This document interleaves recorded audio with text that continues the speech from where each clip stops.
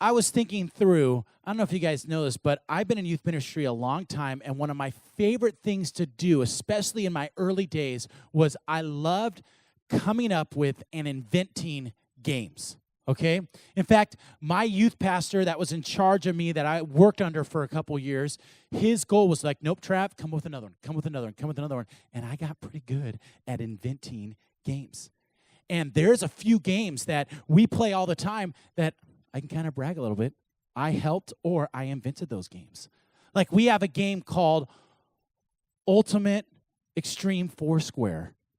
A group of 3 of us came up with this game at a camp, and we still play. In fact, it got onto school campuses. That is incredible to know that you invented a pretty cool game. Another game we came up with is a game called Shame. Shame is a game we play at the volleyball, and we played at the beach a lot. But I heard this game that we invented, they play Shame up at Hume Lake even. Okay, what a great way to go. Oh, my goodness, dude. It's great when you invent something that moves on. I invented a game single-handedly called Death Ball that sometimes some of you might play in a mid-group on a Tuesday night, and it's similar to dodgeball, only you're supposed to, if you get hit, you have to die on the ground, and then people have to drag you to the morgue. It's a really fun game. And I could give you list after list of games that I have helped invented that people play all the time, and not to brag too much, but they're pretty legit games, okay? I could probably write a book about them. But the best game, I think the best game I've ever invented is a game we play all the time, and we actually played it Friday night, and it is called Predator. You see, Predator, it all started back about 18 to 20 years ago. We were getting ready to do a Starving to Serve event. Back then it was called 30-Hour Famine. And we were getting ready, and Andy knocked me and said, Travis, we don't have a good game. It's like 2 or 3 hours before the night was going to start. We just set up. He's like, we got to come up with a game. And so right there, we brainstormed, and I came up with Predator. Now, I'll be honest, Andy came up with the name because I've never been good at names, but he came up with the name. I came up with the game, and we played this game. And the reason why I say it is the greatest game ever invented, because not only do we play it every year, not only do students love the game, but other campuses play this game, and here is the greatest form of flattery of saying your game's great is people have taken Predator, and then other campuses invented a game called Alpha Predator. They invented a game off of my game, and that's actually the game we played Friday night was Alpha Predator. It was a game, a morph from Predator. Come on, that's amazing. And yes, my job today was not to brag, okay? You will find out in a little while maybe why I'm bragging, okay? But it was not to brag. The reason why I'm talking about is I want to talk about greatest inventions of all time. Okay, I told you my greatest game invention. But what are some of the greatest inventions of all time? Come on, let's think through it. What do you think? Light bulb. So that would be, I would say electricity would be, yes. Electricity, imagine life without electricity. That would suck. One of the greatest inventions ever, for sure, yes. Cars? Heck yeah, cars would be up there. When they invented the first car, heck yeah. No. Okay, yes. Ice cream, that is an incredible invention. The airplane, heck yeah, the airplane's up there, yes. What is it? The phone is an incredible invention, yes. Clothes, okay, I think those have been invented for a long time. I think that's the same as fire. Like, I think it was just always was, yes. Refrigeration, huge. Yes. What? Vegan meat. Okay. All right. I don't know if I'd say the greatest invention, but yes, that's a pretty good invention. Yes. Oh my goodness. Okay. You know what? I am banning this area right here. I am banning. I'm not gonna ask them questions anymore. Okay. A couple great ones that you missed. Internet. Nobody said anything about the internet. Internet has changed our life. One more, running water. Running water has changed our life. I don't know what we would do without running water. Imagine if we still had to go find lakes, pump our, get our buckets out, and then put it in our sink, boil it so we could even drink it. So there have been some amazing inventions out there. But guess what? Of all the inventions out there, tonight, or today, why did I say tonight? Today, I want to talk about God's greatest creation of all time. Guys over here, shh, girls. God's greatest creation of all time. If you have your Bibles, go to Ezekiel 28, and it talks about God's greatest creation of all time. God's greatest creation. It says right here, it's in Ezekiel chapter 28. If you have your Bibles and you're going to read along, you're like, Trav, where the heck is Ezekiel? Well, go to the middle of the Bible. Middle of the Bible is normally there's Psalms or Proverbs, and then just go to the right a little bit. You got Psalms, Proverbs, Ecclesiastes, Song of Solomon or Song of Songs, Isaiah, Jeremiah, Lamentations, Ezekiel. Okay? You go to Ezekiel 28. If you still cannot find it and you're trying to get there, you're like, Trav, I cannot find it. You got a table of contents in the front. That's why God put it there. Okay? And for those of you that want to know, it's on page 1265 of my Bible, if that helps you out. Probably doesn't. But hey, if you have the same Bible as me. But it's Ezekiel 28. Ezekiel 28. Verse 11. Ezekiel 28, verse 11. Okay? And we come to this verse, and let me tell you what God says about his greatest creation of all time. It says this, the word of the Lord came to me, Son of man, take a lament concerning the king of Tyre and say to him, this is what the Lord, sovereign Lord says. Okay? You are the model of perfection, full of wisdom, perfect in beauty. You were in Eden, the garden of God. Every precious stone adorned you, ruby, topaz, and emerald, chrysolite, onyx, jasper, sapphire, turquoise, and beryl. Your settings and mountings were made of gold. On the day you were created, they were prepared. You were anointed as a guardian cherub, for so I ordained you. You were on the holy mount of God. You walked among the fiery stones. You were blameless in your ways from the day you were created. God's saying, let me tell you about my greatest creation ever. Does anybody know who I'm talking about? Yes. Mankind? Good guess, for sure. Good guess. No, not mankind. Okay, yes. Lucifer. Now, did you come to that because you saw on my sheet, or did you actually come to that? Yes. We are talking about a person called Lucifer.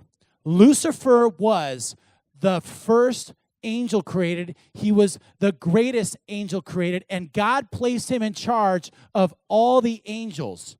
Does anybody know another name for Lucifer? Yes, Satan.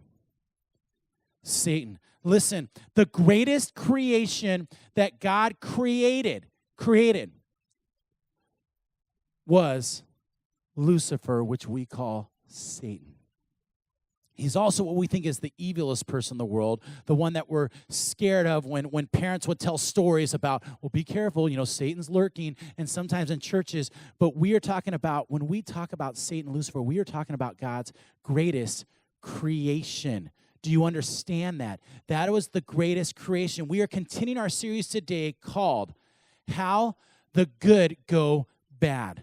How the good go bad. And if you remember, it's been repeated every single week that a good beginning doesn't always guarantee a great ending. It doesn't.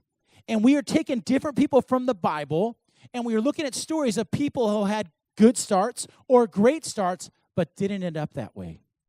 And here's the thing is, sometimes we look at these people we're studying and we think, well, I could never be like them. But that's the point.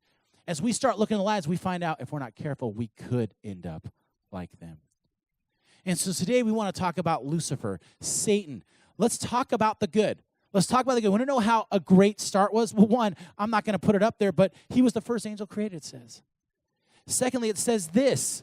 He was, in 28, there's three things. It's in the first verse I talk about.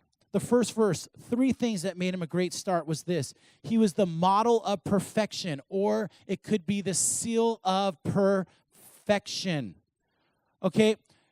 Has any man been called the seal or the model of perfection? No. Okay? Are we perfect by any means? No. It says he was. Is that a great start? That is a great start. Second thing, it says this. Hey, guys in the back and girls. Second thing says this, is that he was full of wisdom. Full of wisdom. the wisest being created. We know the wisest human being created was King Solomon. But the wisest creation, this person was wiser than King Solomon. And it also says perfect in beauty. Perfect in beauty. He was also perfect in beauty. The most beautiful thing created. Is that a good start? Do you wish you could say you were perfect, that you were full of wisdom, and you were the most amazing, beautiful human being? That would be amazing, right? Because guys, if we were beautiful like that, all the girls would want us. Girls, if we were the most prettiest, amazing girl, all the guys would want us. Wouldn't that be crazy? That would be pretty amazing. That would be a great start. Am I right? A great start. So how do you go from having that start to the point where you go bad? How did he go bad? Have you guys ever thought about that? We always talk about Satan and how these bad guys, he's this bad guy and he's trying to tempt us to do bad things, but where did he go bad? Well, if you keep reading, I'm gonna read a little bit more here, and then we're gonna go to another section. But check this out. It starts at the end of at the end of 15. Verse 15. I said, you were blameless in your ways from the days you were created till wickedness was found in you. Okay.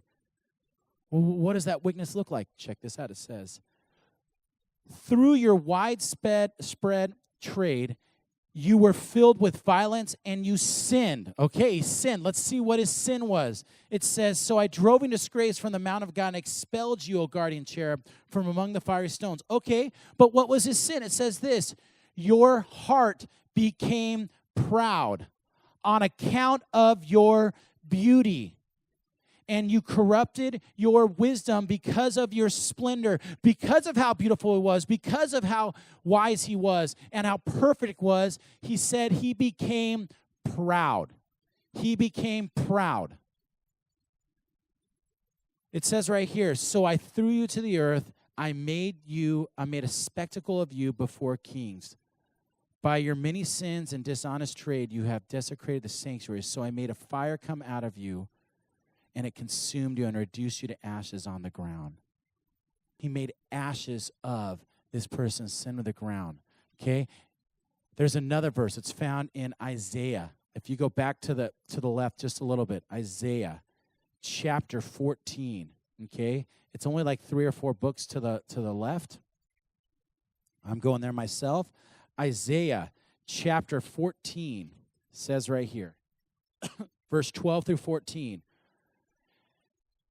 Isaiah 14, 12 through 14. Check out what Isaiah says. It says this, how you have fallen from heaven, O morning star, son of the dawn. You have been cast down to the earth, you who once laid low the nations. You said in your heart, I will ascend to heaven. I will raise my throne above the stars of God. Okay, so he was the number one angel. And it says right here that he was trying to actually become better than God. I will sit enthroned on the mountain of assembly, on the utmost heights of the sacred mountain. I will ascend above the tops of the clouds. I will make myself like the Most High. But it says, but you were brought down. Listen, here's the thing is you start to see a story of one of God's greatest creation who was perfect in beauty, the model of perfection, who was the wisest person ever created. And here's the crazy thing is, he became proud of who he was and what God had created in him, and he wanted to be greater than God. How did he go wrong? Go ahead and click it. He wanted to be greater than God. He thought he was greater than God.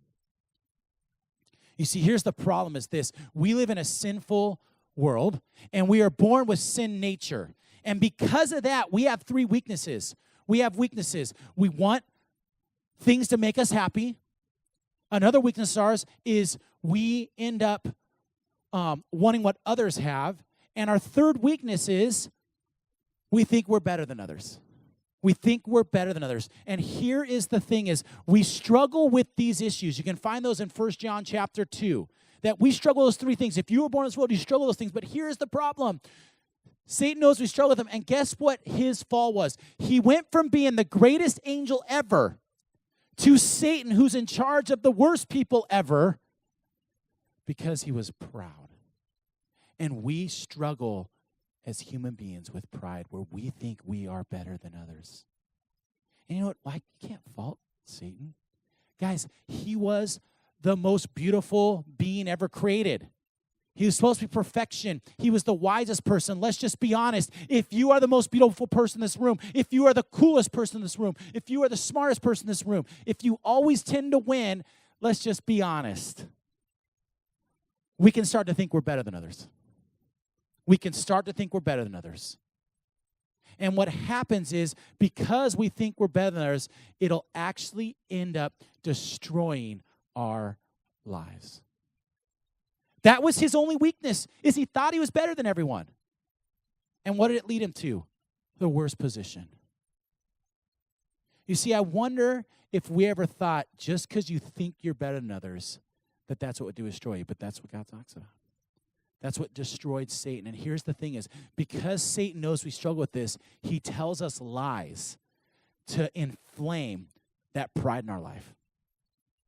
He tells us lies that get us to want to follow him and to walk away from God. And so that's what I want to talk about, these three lies. Three lies that Satan tells that builds pride in our lives and ultimately destroys us.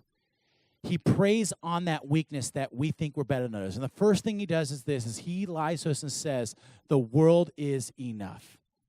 The world is enough. Hey, if you want to be happy, you just need to succeed in this world. The world's enough. If you can just succeed, hey, if you can think you're better than others, if you can be the greatest at whatever it is, be the greatest sports athlete, be the coolest kid in your school, have the most money, have the coolest things, and if you can aspire to have all this, you will win.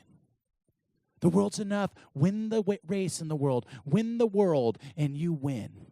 And here is the problem, is there are people all over this world that Satan has tricked. You notice, Satan did not say, go do evil things, be a bad person, hurt people, and then you'll succeed. No, his greatest lie is that he says the world's enough. Go win in the world. Go win the world. Go achieve all these things. You'll be happy. You will be happy. Just win. And he feeds on this pride because a lot of us like, you're right, I am good enough. I'm going to go get that. I deserve that, and you're going to go do it. The second lie he likes to say is that religion is enough. Religion is enough. You know what? There are some people that we understand, wait, there has to be more than life, more to this life. There has to be more. I mean, look at when Tom Brady won his first Super Bowl, he's like, this is it? I've achieved it. They call him the GOAT, the greatest of all time. He's achieved it. And sometimes people go, there's got to be something else. There's got to be something missing. So you know what happens is we cling to something called religion. You know what it is? I've tried to win the world game. I've tried to be the best in the world, and I got there, but it doesn't feel right. I have story after story of people going, you know what? There's a story of a guy that goes to our church that his goal was to get this much money in his lifetime. And before he was at a still young age, he was way more than that. And he's like, I'm way over. And he's like, what do I do now? And he started to realize that's not enough. So you know what happens is people start to cling to something called religion. If I can just be a better person, maybe that's the secret. If I want to win in life, if I want to be happy, I just got to be a nicer person. It's religion. And here's what I mean religion. Religion is normally things we do to go to somewhere we think we're supposed to go. Things we do. And religion becomes more about us than it does about God. Religion becomes, hey, as long as I go to church, as long as I do these steps, hey, as long as I say my confession, as long as I take my communion, as long as I'm nice to people, as long as I do this, and as long as I follow the rules, well, then I'm good. And so we have people in this world that they are just trying to be religious. And some people think that's enough. And when I say religion, I'm not even talking about Christians. There's several religions out in the world. No matter what area I go, whatever religion is people are stuck in religion thinking if I just do these steps, I'm okay. And there's some people that are good at it. Some people that are way better than you. Man, they rarely ever sin, if ever sin. Oh my goodness, the way people treat you, the way they act, and they start to go and you can think, okay, and now I get life. I just got to be religious and I'm better than people at that. And you know what's funny? Religion, where it was designed, where you would think that, oh, isn't religion a good thing? No, religion can be a bad thing because it starts to think that you did it. You achieved it on your own. I am good enough. And listen to this. You're like, well, why would Satan be okay with a religion? Oh, Satan loves religion. He loves religion because if he can get you trapped where you think it's because of what you do, how you're nicer to people, you always go to church every week, hey, you take communion, hey, you follow all these rules. And if you think it's because of you, he's like, yes, I won. Because what happens is the pride in our life, there are people who are religious think, oh my goodness, I'm amazing. I've earned my way. And I want you to know that's not how the game works. But Satan loves to tell us that. And the third lie he likes to tell us is this, is that you are enough.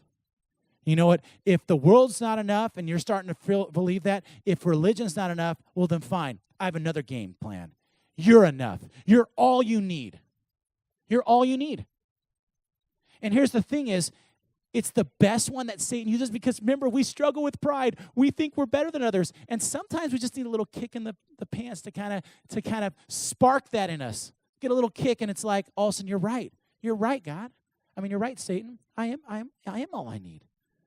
That's the lie the world tells right now. The Disney Channel, believe in yourself. Believe in yourself. I go to my students' different, what are they called? Assemblies. The magician comes like that, believe in yourself, believe in yourself, believe in yourself. Now listen, there's some truth to that. Sometimes believing in yourself gets you through things. Sometimes when you believe in yourself, hey, you can accomplish things you never would have been able to accomplish. But here's the problem is, if you accomplish wealth, if you accomplish success, believe in yourself, all it does is it helps Satan's lie. You're enough. See, look what you did. And it feeds the pride in our life. It actually feeds the pride in our life. Remember, I told you to show it that. And if you can just believe in yourself, you can do it. Then we believe the lie Satan was telling us this whole time. We believe the lie. Because here's what you need to get from all this. None of those three things are enough. None of them are going to make you truly happy, guys, right there. None of them are truly going to make you happy. And they're lies that Satan says. Because listen to this. There's only one thing that is enough. And it's this. Only Christ is enough. Only Christ. If you see, real quick, I want you to get this. Jesus Christ, God designed our lives that only one person could fill it, and that's Jesus Christ. We're not enough. But here's the thing is, some of you are going to push back. But wait, hold on. The Bible says we are fearfully and wonderfully made, that we are special. Yes, we are. You are beautiful. You are amazing. God has designed you for a purpose. But here's the thing is, we're still not enough. You're not enough. You're not enough. But here's the cool thing is, when Christ comes in your life, then you are enough. Because now it's him working your life, not you. I love it. There's a song, you're not enough unless you come. You know, it's this first word saying, I'm not enough unless God comes into my life. Will you meet me here again? I think that's how it goes, if I got it right. But here's the thing is, we're not enough, but with Christ we are. Oh, my favorite verse in Corinthians verses says, when I'm weak, I'm strong. When I'm weak, that's when I'm strong. Because here's the thing is, when I realize I'm not enough, and I go, God, I'm not enough, would you come in my life? He goes like, now you're strong. Trav, now you're the man. Now you are, because you finally realize you're not enough, and I came in your life. Let me show you some verses. They're on your note sheet. I'm going to read them to you. Different verses that show you that Christ is enough and that Jesus said he was. Right here, John 35, John 6:35, it said, Jesus said to them, I am the bread of life. He who comes to me will not hunger, and he who believes in me will never thirst. He says, I'm all you need. I'm the only one that can make you not thirsty. I'm the one who can make you not hungry. John 11:25, Jesus said to her, I am the resurrection and the life. He who believes in me will live even if he dies. He says, I'm the resurrection. Even when you die, you're going to live. Because your eternal bodies will live forever, and you're going to live with me. Because I've conquered death. I'm the one who rose. John 14:6, Jesus said to him, I am the way, the truth, and the life. No one comes to the Father except through me. He's like, listen, there's no way. I am the only one that's enough. There's no other way. It's through Jesus Christ. John 15:1, I am the true vine, and my Father is the vine dresser. Listen, here's the thing is, Lucifer, his struggle was he thought he was better than God, and because that he fell. And he wants us to think that if we just do certain things, if we play the game of life, we are going to be all right because we'll just be better than others. And if we're better than others, we're going to get there. And it's not till we realize this pride we have in our lives that we have to give up the pride. We have to go, God, I'm not good enough. But I struggle with that. But God, I'm struggling with it again. God, it keeps creeping in my brain that I'm better than others. Because God, look at these gifts you gave me. That's the point. They were gifts from God. Satan was a gift. Lucifer was created by God with all these gifts. God said they were gifts. It's not because of who you were. And because of our gifts, we think we're better than others. He's like, don't let these three lies destroy you, because that's what destroyed Satan. And because of that, he does whatever he can to destroy us. And my fear is this, is you're going to leave today, and you're going to hear this, but it's not going to sink in. And you're still going to struggle with trying to be better than others and think you're better than others. And those lies are going to sink in, and they're going to destroy you. Let's pray. Dear God, I just want to thank you so much for who you are, Lord. Lord, Satan is the father of lies. It says in your word, John 8:44, calls Satan the father of lies. Lord, he's lying to us. He's doing whatever he can to destroy us, Lord. And Lord, there isn't a real secret. The secret it's found in Philippians, not to consider ourselves better than others. Lord, would we work on that, Lord, and understand we're not enough. Even though you created us some amazing gifts, we're not enough. Until we believe in you, Lord, and let you come and change our lives. We love you so much. In your name, amen.